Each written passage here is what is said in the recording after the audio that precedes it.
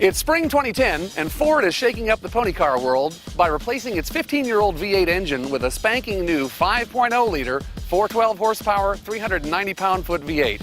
You know what that means? It's time to round up the usual suspects for a Motor Trend comparison test. Joining the new Mustang is the familiar Chevrolet Camaro SS and the Dodge Challenger SRT8. But what should we do with these three cars? Well, we could smoke them.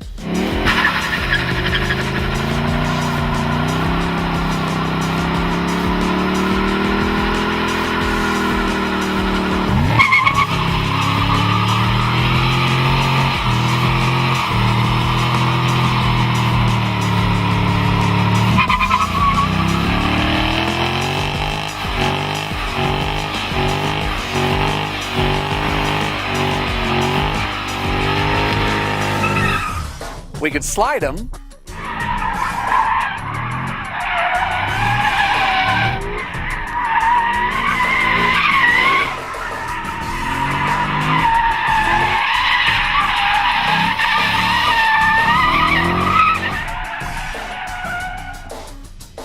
We probably ought to test them.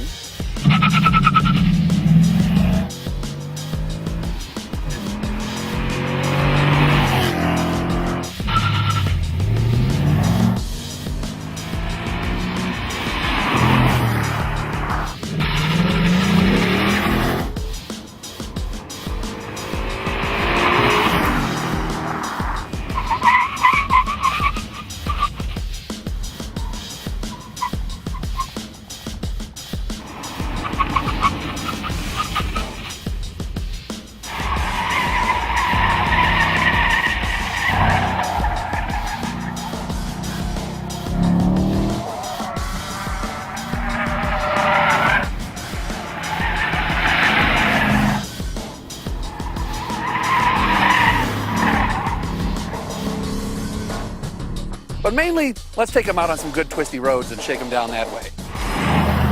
The Camaro SS has a lot to recommend it. The chassis is quite good. The Zeta architecture gives it a 52% front, 48% rear weight balance. It's almost ideal. The 6.2-liter engine makes the most horsepower in the group, admittedly only by one at 426. But, you know, the styling, while it's really popular, a lot of people are snapping cell phone pictures of it since it's in Transformers yellow and everything.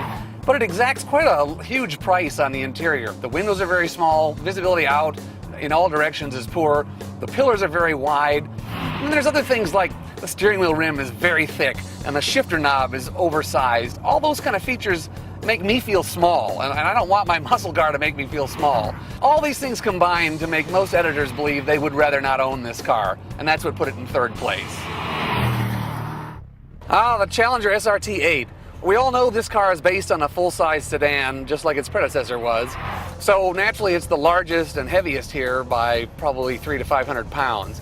But up on the mountain, this chassis really shrinks the car. It corners very flat with the same grip that the Camaro SS manages, 0.92 G. Its Hemi V8 also makes the most sweet, caramely V8 noise of any car here, if not any muscle car ever. We all just love it.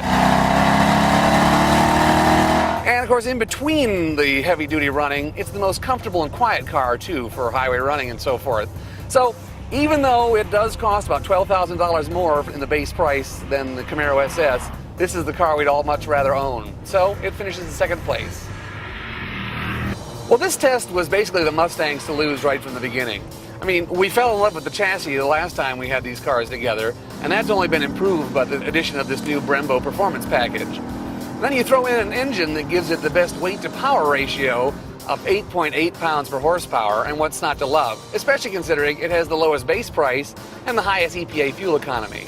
So we ran it up and down the mountain and fell in love with the light, nimble chassis, the great visibility, the strong brakes, and this engine. We just love this engine. It sounds just like Frank Bullitt's car in the movie. And so at the end of the test, we all agreed this was the car we'd most like to have. So to recap the results in this battle on the ongoing pony car wars, in third place we had the Chevrolet Camaro SS. In second, the Dodge Challenger SRT8. And that means that until one of the other guys adds a few horsepower or tweaks their chassis in some meaningful way, the king of the V8 pony car hill is the Ford Mustang GT 5.0.